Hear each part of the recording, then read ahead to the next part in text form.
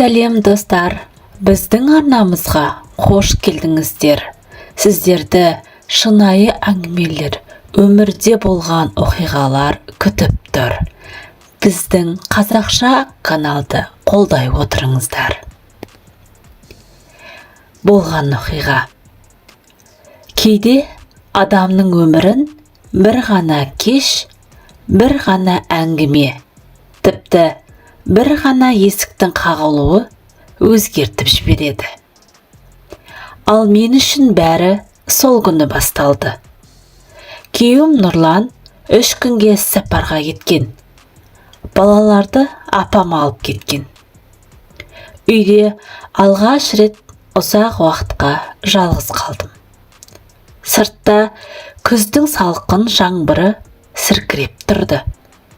Кешкі 9-да шамасында жарық бір өшіп, бір жанып, ақыры мүлде сөніп қалды. Үй іші тым-тыныш, тек сағаттың тықылы. Телефонды қолыма алдым. Байланыс әлсіз. Сол кезде есік қағылды. Жай қағылған жоқ. Біреу асығыс 2-3 рет қатарынан қақты. Жүрегім зу ете қалды. Кім? Дедім, даусым дірілдеп. Бұл мен, Арман, деген дауыс естілді. Күйеуімнің ең жақын досы. Бұл уақытта не істеп жүрсің, дедім, есікті ашпай. Нұрлан уайымдап үйде жалғыз қалды. Жарықты жоқ шығар, барып көріп шық, деді ол. Сөзінің жаны бар сияқты. Есікті аштым. Арман үсті басы су, шаршаңқы көрінеді. Үй суық екен, деді ішке кіріп жатып. Шам жақпақ болдық. Жоқ, жарық жоқ. Үйде тек телефонның әлсіз жарығы ғана жарықтандырып тұрды. Ұзақ отырмаймын, деді ол. Тек жағдайыңды көріп кетейін, дедім. Бірақ ол отырды. Үнсіздік. Сағаттың тықылы. Жаңбырдың дыбысы. Және екеуміз ғана. Неге екенін білмеймін, бірақ жүрегім біртүрлі мазасыз болды. Арман бұрында үйімізге талай келген, бірақ бүгін ол көзіме тура қарамайды. Бірде еденге, бірде терезеге қарап қояды. Шай қояйын ба, дедім. Ыңғайсыздықты жасыру үшін. Жоқ, рахмет, деді. Дауысы ауыр. Бір кезде ол терең дем алып, мен саған бір нәрсе айтуға келдім, деді. Жүрегім шым ете қалды. Нені? Ол біразға дейін үнсіз отырды. Нұрлан саған бәрін айтпай жүр. Қандай бәрін?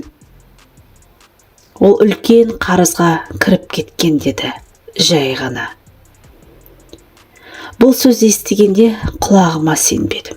Не? Алдымен аз еді, сосын көбейді. Қазір өзі шыға алмайтын жағдайға жетті. Мен орнымда қатып қалдым. Неге маған айтпаған? Сені уайымдатқысы келмеді, қорықты. Сол сәтте сырттан көліктің дыбысы естілгендей болды. Терезеге қарадым, қараңғы, біреу жүрген сияқты, деді. Арман да елең ете қалды. Соңғы кезде оны біреулер іздеп жүрген сияқты, деді ол жай ғана. Жүрегім одан сайын қысылды. Дәл сол сәтте Арманның телефоны шыр етті. Экранға қарады да өшірулі қалпында қатып қалды. Кім, дедім. Бөгде номер, деді ол сыбырлап. Ол қоңырауды көтермеді. Үйдің ішіндегі тыныштық бұрынғыдан да ауыр болды. Арман бәрін бастан аяқ айтып берді. Қалай Нұрлан бір іске көмектесем деп кіргенін, қалай ол істің үлкен мәселеге айналғанын, қалай қарыз күннен күнге өскенін. Ол түнде ұйықтай алмай жүр, деді Арман. Сен ойлап. Менің көзіме жас келді.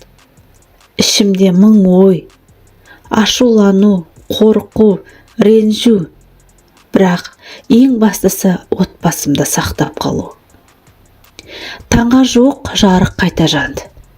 Сол жарықпен бірге менің де ойым анықталғандай болды. Біз қашпаймыз дедім. Жасыруды тоқтатамыз. Бірге шешеміз. Арман ауыр күрсінді. Дұрыс айтасың. Мен де соны айтқалы келгем. Нұрлан келгенде бәрін ашық айттым. Алдымен үндемеді. Сосын басын төмен салды. Кешір, деді. Біз ұзақ сөйлестік. Қиын болса да бірге күресетін болдық. Сол күннен бері мен бір нәрсені түсіндім. Кейде ең маңызды, ең тағдырлы әңгімелер дәл оңаша қалған сәтте айтылады. Және кейде бәрі сен ойлағанда емес, тіпті одан да басқаша аяқталады.